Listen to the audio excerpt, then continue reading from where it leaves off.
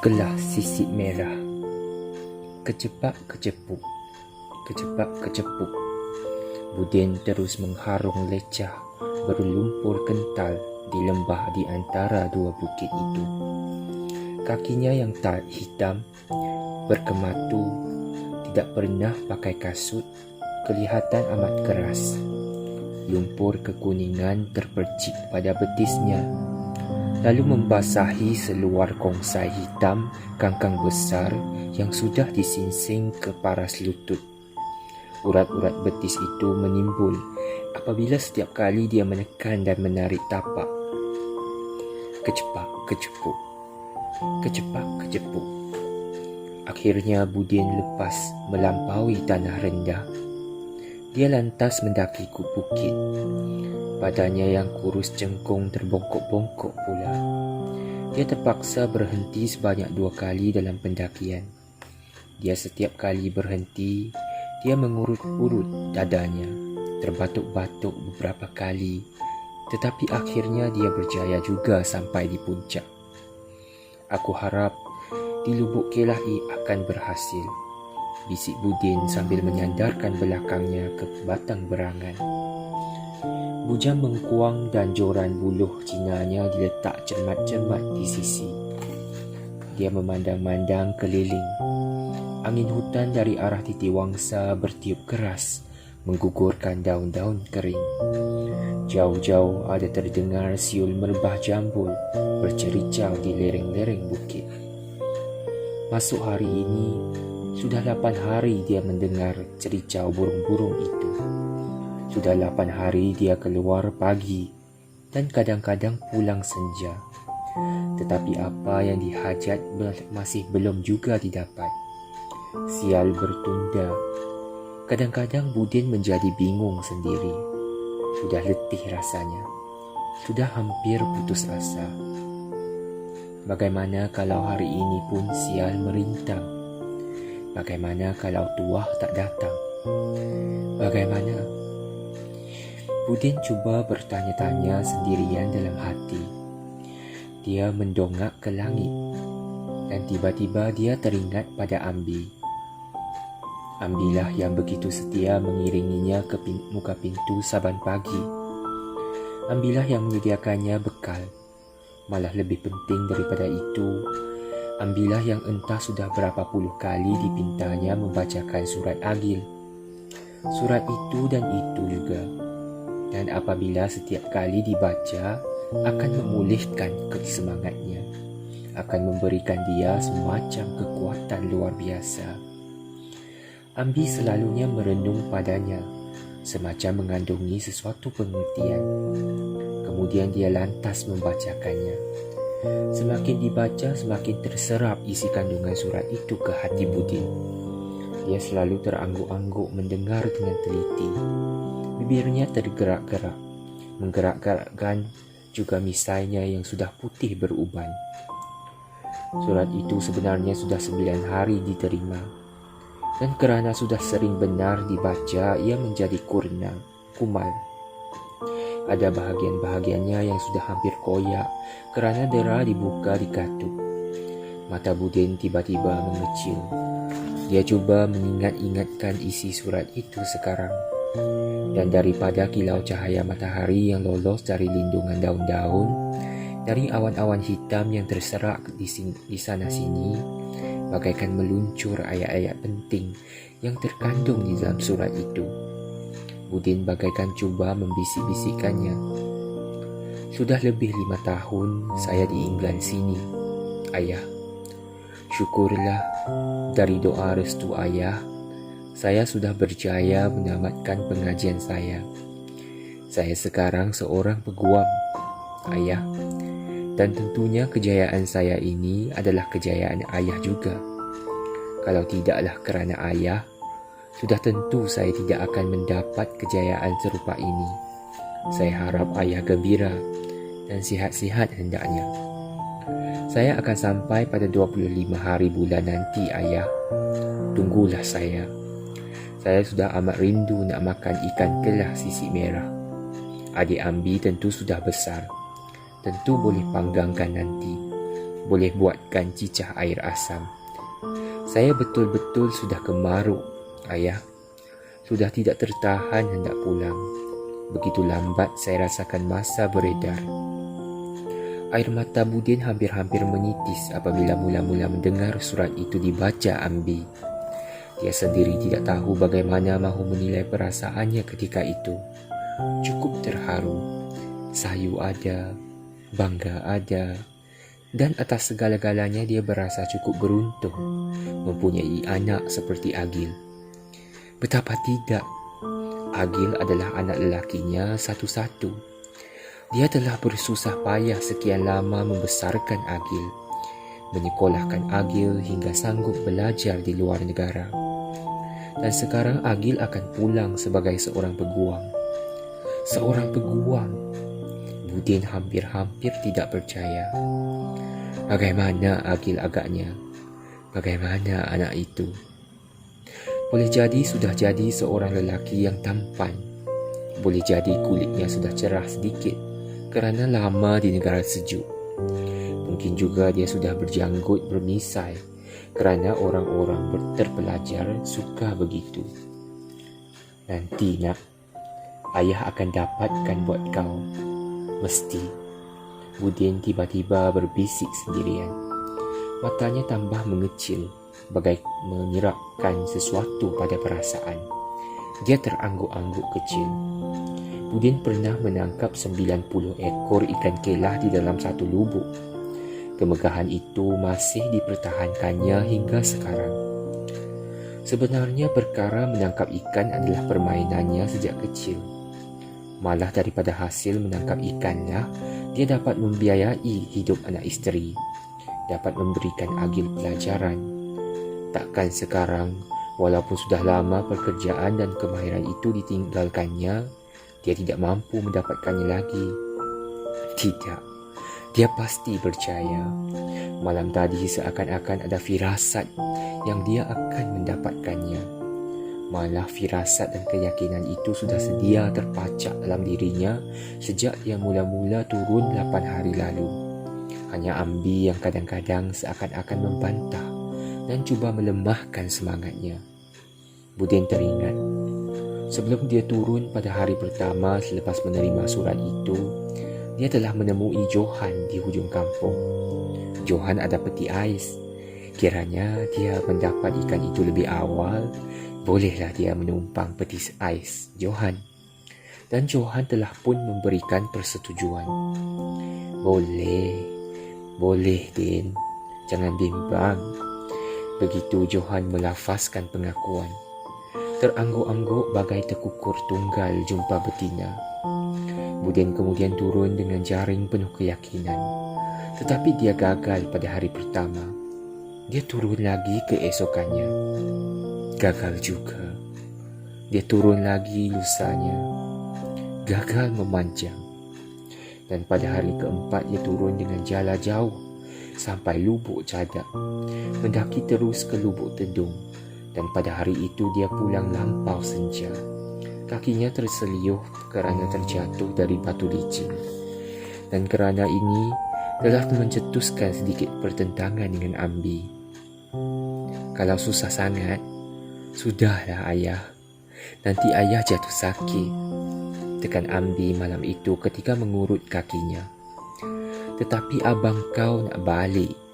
Matanya bagaikan terbeliak. Iya, tapi ayah dah tua. Boleh jadi ikan tu memang dah tak ada. Tidak, aku mesti dapatkan. Dia menjadi agak marah.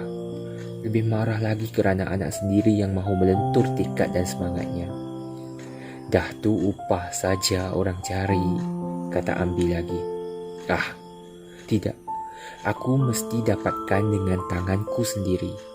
Dia merenung tepat ke dalam mata anak gadisnya itu. Ambi membalas renungannya, kemudian tunduk. Tidak berani hendak bersuara lebih lanjut. Dan pada hari berikutnya dia turun lagi. Hampa juga. Semalam dia meredah sepanjang tebing sungai ke Lubuk Jambu. Tidak juga berhasil. Tarikh kepulangan Agil semakin dekat. Celaka semua. Celaka pergi, celaka datang. Hati Budin mula digayut gelisah. Kegelisahan itu tambah menunjal-nunjal sepanjang malam tadi. Tetapi hari ini dia ada cara lain untuk mendapatkannya. Suatu cara yang lebih sesuai dengan usianya yang tua. Dia yakin dia akan percaya. Pasti gelah sisik merah itu akan dia dapat dibawanya pulang nanti. Mesti. Budin bangun apabila berasa penatnya reda. Dia menggeliat kiri kanan membetulkan urat-urat yang tegang. Matanya merayap pada joran dan bujam di pangkal berangan.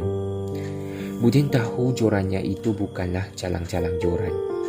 Joran itu dari buluh membelah rumpun. Dan buluh membelah rumpun mempunyai tuahnya yang berganda. Tuah selubuk, tuah sekampung. Budin cukup yakin dengan joran itu. Dalam pada itu di dalam bujam, di samping ada bekal yang disediakan Ambi, ada mata kail yang baik, ada tali tangsi nombor 1 yang kuat, juga ada bunga ara dan pisang emas masak.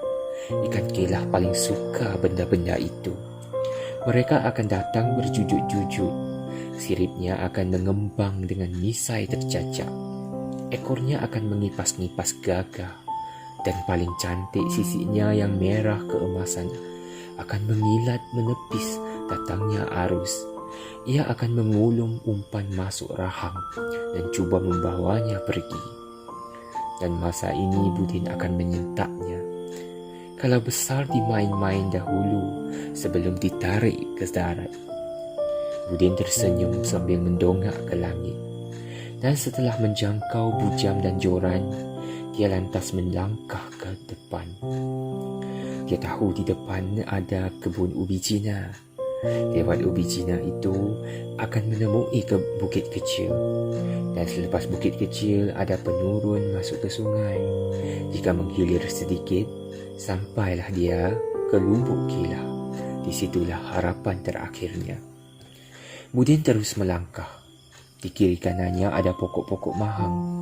Ada pokok-pokok medang yang berkulit hijau.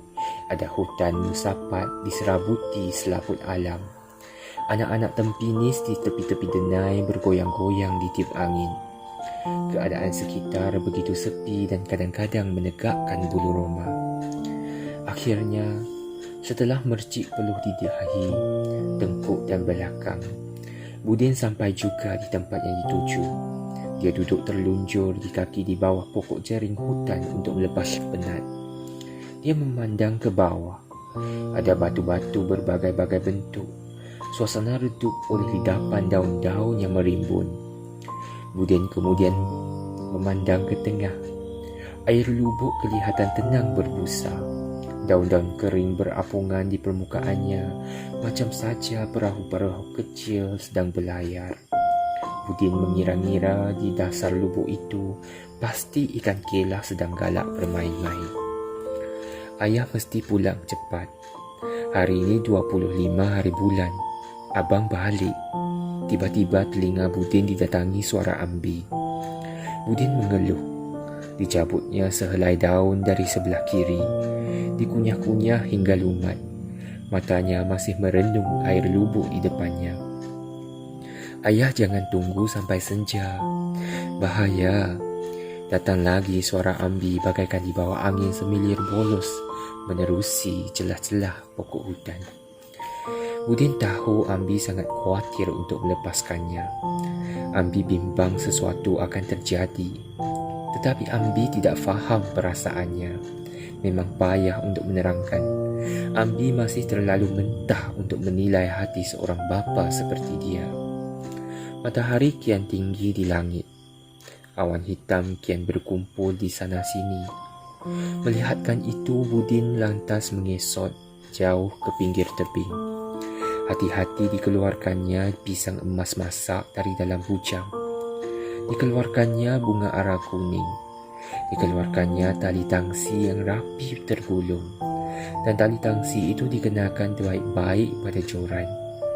Apabila sudah siap semuanya, Budin membubuhkan juk umpan pisang emas masak. Kemudian pancing itu dijatuhkan perlahan-lahan ke dalam lubuk. Air lubuk berkalung dan beriak-riak kecil mengejar daratan. Budin mengamati hujung jorannya, merenung air lubuk yang tenang. Aku mesti dapatkan Kela hari ini. Agil akan balik, bisik Budin. Dia cukup insaf. Agil paling suka benda itu. Agil macam ibunya juga. Kalau ikan itu dipanggang, dia akan makan begitu lahap. Budin tersenyum-senyum sedikit. Tetapi senyum itu tiba-tiba mati. Dia terlihat tali tangsi menegang dan hujung joran bergerak-gerak kecil. Celaka, ini mesti anak-anak seluang mengacau umpan. Dia arif benar dengan cara makannya. Budin menarik pancingnya. Betul, umpan sudah habis. Budin memasukkan umpan yang lain. Kemudian menjatuhkannya semula ke lubuk. Menunggu. Marilah, duhai Kela.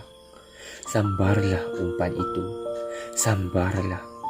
Mata Budin yang berurat-urat merah yang didapati kerana kuat menyelam masa muda-muda dulu tunak memandang hujung joran dan air lubuk yang tenang. Budin tiba-tiba menjadi gelisah. Dia cuba mengingat-ingat Agil, cuba mengenang-enang masa lalu, dan tiba-tiba pula dia teringatkan isterinya, Siha, yang sudah lama mati itu. Siha paling sayang pada Agil. Siha lah yang menjadi pendorong agar dia memberi Agil pelajaran secukupnya. Siha adalah isteri yang baik, penyayang dan bertanggungjawab. Abang janji ya, kata Siha lembut sehari sebelum dia menemui Tuhannya. Budin masih ingat itu. Janji apa? Tanyanya. Saya sudah lama sakit. Katalah, kalau saya mati, abang janji akan jaga anak kita baik-baik. Akan sekolahkan mereka sampai berjaya. Kau jangan cakap yang bukan-bukan. Jangan cakap begitu. Dia tersentak dan menjadi begitu gelisah. Bimbang benar hatinya. Kata saja, abang. Katalah begitu. Abang janji ya. Tekan Siha lagi. Tidak. Aku tak mahu dengar. Kau akan sembuh nanti. Kita akan sama-sama jaga anak kita baik-baik. Sama-sama sekolahkan mereka. Budin begitu terharu. Mahu rasanya dia menjerit kuat-kuat. Tapi kata saja, bang. Katalah kalau umur saya pendek. Abang janji ya. Siha seakan-akan mahu terus menyiksa hatinya. Budin terdiam. Direnungnya ke dalam mata isterinya yang jengkung dan layu itu. Dan kerana Siha kelihatan begitu bersungguh-sungguh, dia cuba mengangguk-angguk. Iya, abang janji. Kan abang bapa mereka. Jawabnya berat dan pedih. Dia meramas-ramas tangan isterinya itu dengan penuh rasa kasih sayang. Siha tersenyum padanya. Suatu senyumannya begitu bersungguh-sungguh. Dan itu adalah senyumannya yang terakhir. Kerana esoknya dia sudah tidak dapat senyum lagi. Pucat wajahnya. Kaku badannya. Lamunan Budin tiba-tiba terhenti. Dia terkesan hujung jorannya bergerak-gerak lagi. Celaka. Tentu anak-anak seluang juga yang mengacau umpan. Budin mengangkat pancingnya. Umpan sudah cacat. Budin mengambil 2-3 kuntung bunga ara. Lalu dicucuk cermat-cermat ke mata pancing. Bismillahirrahmanirrahim. Pancing dicampakkan lebih jauh ke dekat batu bergaung di tengah lubuk. Riak berkalung dan mengembang mengejar daratan. Datanglah, duhai Kela. Datanglah. Aku tahu kau suka pada bunga ara. Bisik Budin perlahan-lahan. Matanya berkelip-kelip pula. Makanlah. Makanlah kali ini saja, kata Budin lagi. Dia memegang kemas bungkal tali tangsi. Matanya kemudian digenyeh-genyeh. Segala-gala tentang dirinya sebenarnya sudah tua. Budin insaf itu. Memang benar apa kata Ambi. Matanya sudah kabur. Tenaga dan sendi-sendinya sudah lemah. Tetapi tidak semangatnya. Tidak keyakinan dan kepercayaannya. Siapapun tidak akan dapat menghalangnya untuk mendapatkan apa yang dicita. Hidup memang penuh cabaran. Memang ini adalah cabaran yang terakhir, fikir Budin. Dia cuba mengingat-ingat lagi pada hidup masa lalu. Sejak lama dia adalah penangkap ikan yang debil. Tetapi sejak Agil belajar undang-undang ke luar negara dan dia sendiri pun sudah semakin tua, dia menukar pekerjaan dan kemahirannya itu. Dia menjadi penanam ubi dan sayur-sayuran pula sehinggalah sekarang. Menangkap ikan hanya menjadi kegemaran masa lapang. Tetapi ini tidaklah bererti dia sudah tidak cekap lagi. Tidak. Budin tiba-tiba terkejut dan mendongak ke langit apabila terdengar guruh meledak berekor-ekor. Matahari kelihatan sudah terlindung di balik awan. Angin pula mula mendesah-desah semakin kencang. Dahi Budin berkerut. Hendak hujan ke hari? Jangan hujan dulu. Kalau hendak hujan pun, nantilah aku dapat seekor kelah sisik merah dulu. Nantilah.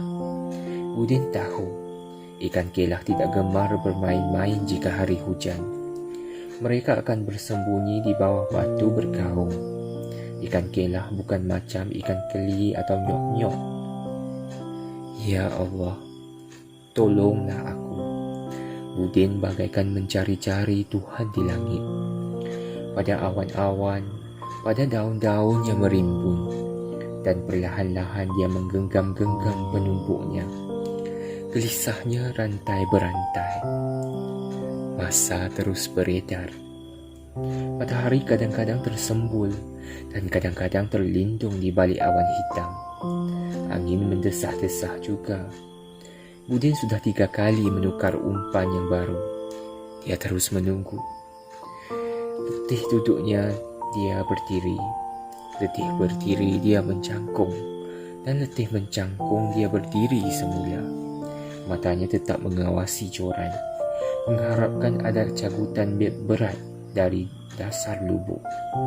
Cagutlah umpanku. Cagutlah wahai raja ikan. Aku tahu kau ikan paling cantik. Budin meludah sekali ke lubuk. Liurnya sudah pekat berbusa. Pancingnya masih tidak apa-apa. Budin benar-benar sudah berasa hampir putus asa. Tetapi ketika dia mula hendak pergi kencing, tali tangsinya tiba-tiba tegang dan umpannya dibawa ke tengah. Mata Budin melotot seketika. Dibiarkannya umpan itu ditarik jauh-jauh. Tentu ikan kelah sisik merah.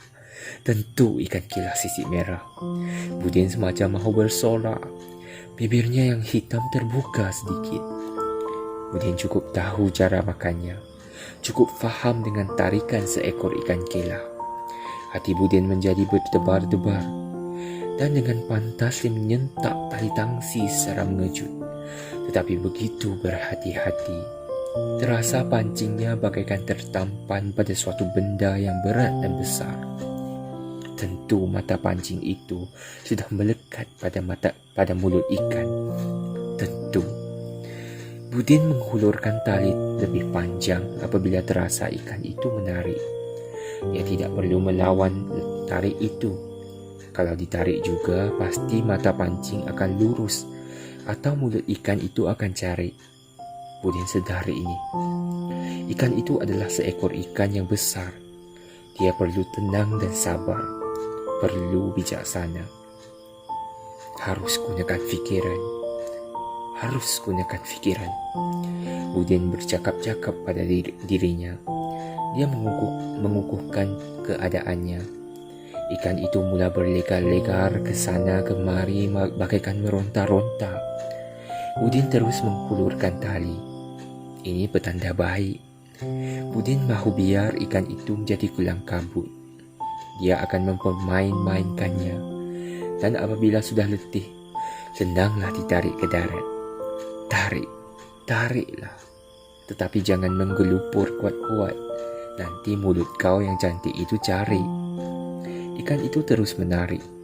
Pudin sudah berdiri menghulurkan tali sambil melenggang-lenggangkannya. Tetapi sebentar saja, ikan itu tiba-tiba menjadi tenang. Ia tidak meronta-ronta selaku dalam kelang kabut. Tentu ikan ini seekor ikan yang paling bijaksana. Ia tidak mudah jadi cemas.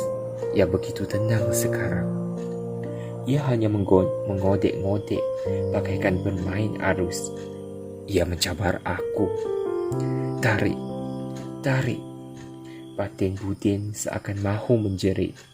Kemudian dia cuba menarik tali tangsi untuk menggesa ikan itu supaya menjadi kelam kabut. Ikan itu membalas tarikan dengan meronta-ronta ke sana kemari. Tetapi tidak lama. Sebentar tenang semula, macam tidak apa-apa. Celaka, celaka. Kau memang cerdik. Kau ingin mencabar aku. Tetapi belum tahu siapa akan kalah. Siapa akan tewas. Aku masih hidup. Aku belum mati. Kau tahu itu. Pudin mengetap-ngetap giginya. Dia terus menggesa. Ikan itu kelam kabut sejenak. Cuma sejenak. Tetapi kemudian tenang semula. Keadaan begitu berterusan berulangan. Pudin sudah pecah peluk. Suatu waktu dia terjatuh ke dalam perdu lengan, terjajar-jajar. Dia tidak sedar waktu bila dia turun ke gigi air. Dalam matanya kini tumbuh wajah Akil. Kemudian wajah Siha, isterinya, tertera. Dan kemudian menyusul pula wajah Ambi. Wajah itu berlegar-legar memenuhi pandangan. Ambi, aku akan buktikan aku masih kuat. Kau nantilah aku bawa pulang kilah besar buat abangmu. Nantilah. Mulut Pudin terkumat kami. Tangannya turun naik memegang tali cuba menguasai keadaan. Ikan itu sudah mula berpusing-pusing berkeliling sekarang. Ini petanda baik. Pudin tahu ikan itu sudah hampir letih. Legarnya pendek dan mengejut-ngejut. Sesekali ia mendebur di permukaan air. Kau pasti kalah. Kau pasti kalah. Batin Pudin bagai berbisik-bisik. Tangannya sudah terasa pedih digilis tali tangsi. Dan tiba-tiba angin ikan itu melompat ke udara setinggi 4 kaki. Mata Pudin terbelalak memerhatikannya. Ikan itu begitu besar dan cantik. Pudin belum pernah melihat kilah sebesar dan secantik itu. Panjangnya dari muncung ke ekor lebih kurang 5 kaki. Sisiknya merah keemas-emasan. Berkilau ditangkap cahaya siang. Ia kelihatan cukup gagah dan perkasa. Melompatlah. Melompatlah lagi. Kau paling cantik. Aku mahu melihat kecantikan kau di udara. Hati Pudin bersorak-sorak. Dia tahu semakin terkena udara, semakin ikan itu akan menjadi lemah. Melompatlah. Melompatlah lagi. Biar cepat aku tarik kau ke darat nanti. Ikan itu melompat-lompat lagi. Dan kemudian ia berpusing-pusing berkeliling. Muncung dan belakangnya sudah timbul di permukaan air. Dan sekali-kali ekornya mengibas-ngibas di udara. Air lubuk berkocak. Melihat ikan itu, Pudin berasa letihnya seakan-akan lenyap. Walaupun sudah hampir 2 jam, dia mempermain-mainkan ikan itu. Pudin tahu ikan itu sudah letih. Inilah masanya dia harus bertindak. Pudin menarik ikan itu perlahan-lahan ke tepi. Dia sudah nampak puncungnya sudah dengan jelas. Sudah nampak sisik merahnya yang besar. Sudah nampak sisik dan pipi penutup insangnya. Pipi itu mengembang menguncup bagai kepak rama-rama hingga di batu. Nah, kau akan kalah. Kau akan kalah. Pudin menarik lebih dekat. Dan setelah benar-benar hampir dengan pantas, dia mencekau pipi penutup insang ikan itu. Lantas memasukkan lengan tangan kiri menembus ke mulut. Tangan kiri memegang pergelangan tangan kanan kemas-kemas. Ikan itu menggelupur dan tiba-tiba ia menghambur beberapa ela ke air yang sedalam 1 kaki penuh batu berkerikil. Budin tetap tidak melepaskannya. Melepaskannya bererti suatu kekalahan. Dibiarkan badannya berguling-guling, terpintal-pintal ke sana kemari. Kadang-kadang kakinya terangkat ke udara, kadang-kadang terpedal menepuk air. Air sungai berdebur-debur, memercik ke udara. Allah, tiba-tiba Budin mengaduk. Terasa kepalanya bagaikan diletak apabila terhentak ke batu. Sesaat itu darah mula keluar melilih ke pipi, ke tengkuk dan dada. Darah itu berbaur dengan air sungai. Celaka, kau menyiksa aku, bisik Budin mengetap giginya. Tangannya semakin diperkemas. Bibirnya kejam, seolah-olah mengumpul seluruh kekuatan. Kau memang gagal, tetapi aku masih hidup. Aku belum mati. Aku lebih gagah daripada kau. Hati Budin membara. Ikan itu terus menggelepar ke sana kemari. Ini menyebabkan darah dari kepala Budin bercucuran bertambah banyak. Budin berasa kepalanya pedih. Siku dan lututnya sudah luka-luka. Kakinya yang terseliuh beberapa hari lalu sakit kembali. Sakitnya mula mencengkam. Kau benar-benar menyiksa aku. Benar-benar menyiksa seorang tua. Tapi jangan harap aku akan menyerah kalah, bisik Budin. Ia tiba-tiba terdongak ke langit. Hujan mula turun rintik-rintik. Angin pula mendesah-desah kencang, bagai sekaligus menyampaikan pesan dari rumah. Cepatlah pulang, cepatlah pulang. Budin terus bergumpal-gumpal, timbal balik, terpintal-pintal. Dan akhirnya ikan itu menjadi lesu. Budin menekannya kuat-kuat ke tanah. Kemudian dengan payah termengah-mengah, Budin menyeretnya ke udara. Tetapi pandangannya sudah mula berbinar-binar. Hujan tambah lebat mencurah. Seluruh sendi Budin terasa menggeletar. Tangannya menggeletar. Bibirnya menggeletar. Budin mencari akar dan mengikat ikan itu menerusi kedua-dua belah lubang insang, membuatnya macam bertangkai bulat. Kemudian Budin membalut kepalanya dengan kain basahan yang dirungkai dari pinggang. Sebentar dia mula melangkah tempang dan terhuyung-hayang. Dia membongkok memikul ikan itu. Badan ikan yang besar itu melekap di belakangnya. Ekornya hampir menjejah tanah. Lihat, ayah bawakan kau kelah besar, Agil, bisik Budin dengan payah. Kakinya menggerapai menginjak lecah. Hujan terus turun dengan lebatnya. Sesekali Budin memegang kepalanya. Dari kepala itu darah masih lagi mengalir. Ketika Budin mendaki duk penurun, dia terjatuh beberapa kali. Tetapi dia bangun semula, berteleku lutut, memaut-maut anak-anak kayu yang tumbuh di tepi denai. Aku mesti bawa ikan ini pulang. Aku mesti bawa ikan ini pulang. Budin mengetap-ngetap giginya, dan dari jurai-jurai hujan yang mengabut pandangan, dia terbayangkan wajah Agil, terbayangkan wajah isterinya. Juga dia terbayangkan wajah Ambi. Wajah-wajah itu menerpa bergilir-gilir. Tiba-tiba Budin merasakan semacam rasa sayu yang tajam menikam hatinya.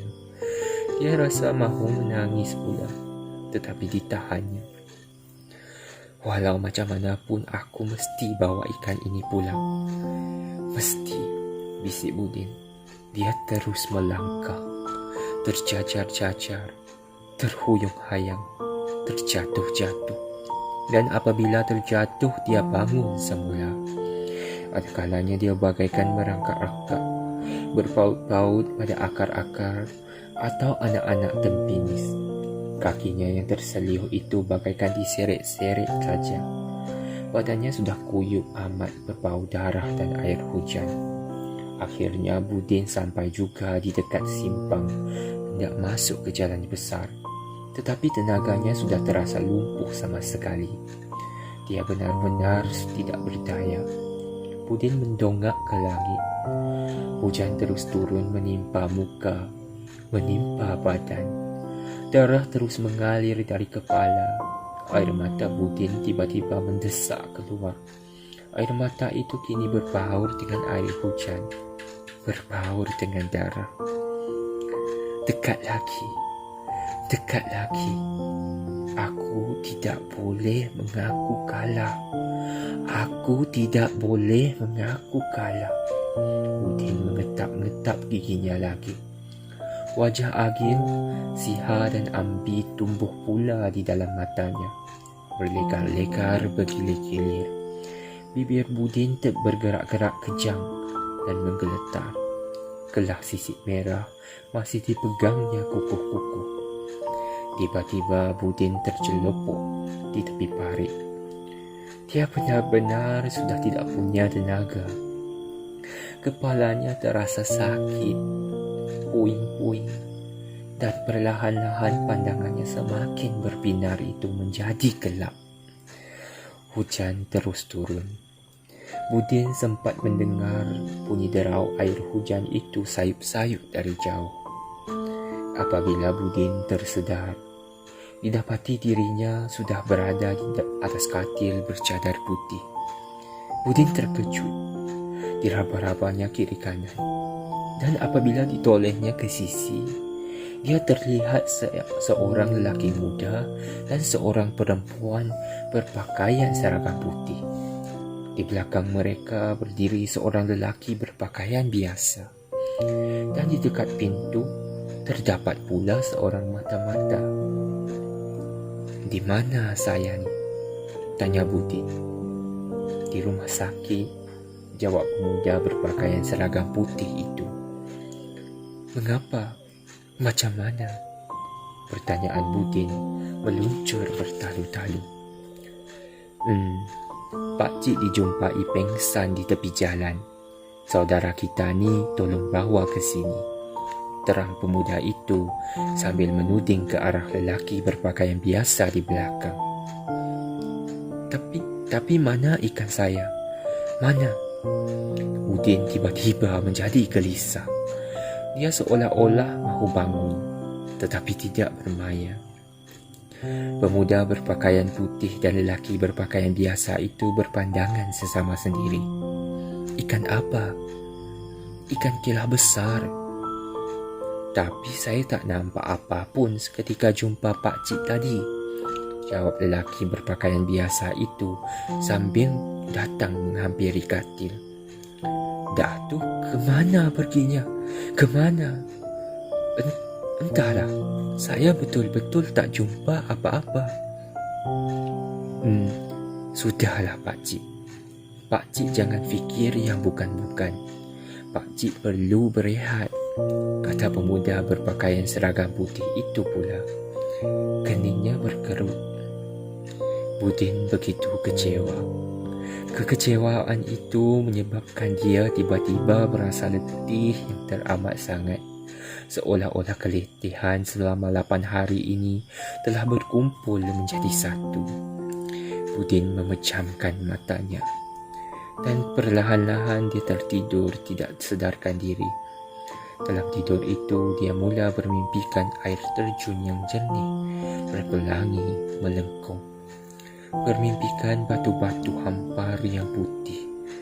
Bermimpikan ikan kela dan tengas beredar-edar keluar masuk lubuk. Dan kemudian dia bermimpi Siha datang mengusap-usap kepalanya. Selepas itu dia bermimpikan Ambi memanggil-manggil, sayup-sayup dan jauh. "Ayah! Ayah! Ayah!" Budin kemudian tersedar. Dia menggerak-gerakkan kepalanya ke kiri dan ke kanan.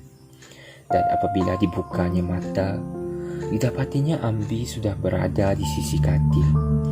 Di belakang Ambi kelihatan Agil tercegat begitu kacak. Budin hampir-hampir tidak mahu percaya. Sejak bila anak-anaknya berada di situ? Dibukanya mata luas-luas, digenyeh-genyehnya, dan perlahan-lahan dia tersenyum apabila melihat Agil tersenyum padanya. Agil datang dengan tenang menghampiri katil. "Saya sekarang seorang peguam, Ayah," bisik Agil sambil memegang tangan Budin. Budin mengangguk-angguk.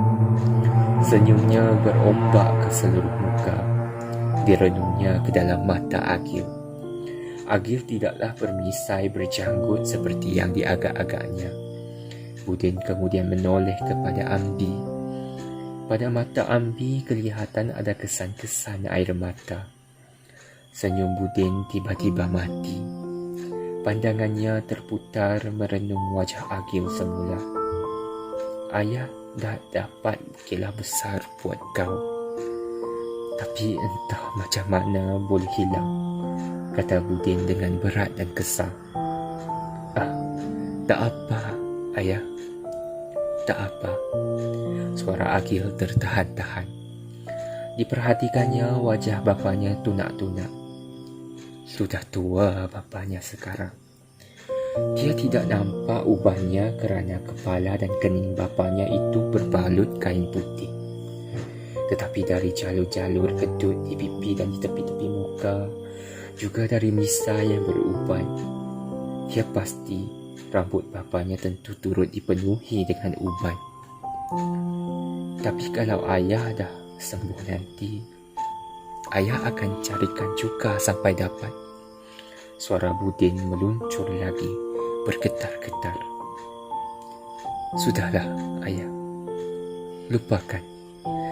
Kata doktor, Ayah banyak kehilangan darah.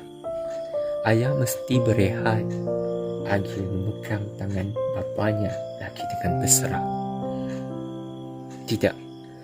Ayah akan dapatkan juga buat kau. Ayah janji. Kali ini Ayah kalah," kata Budin lagi.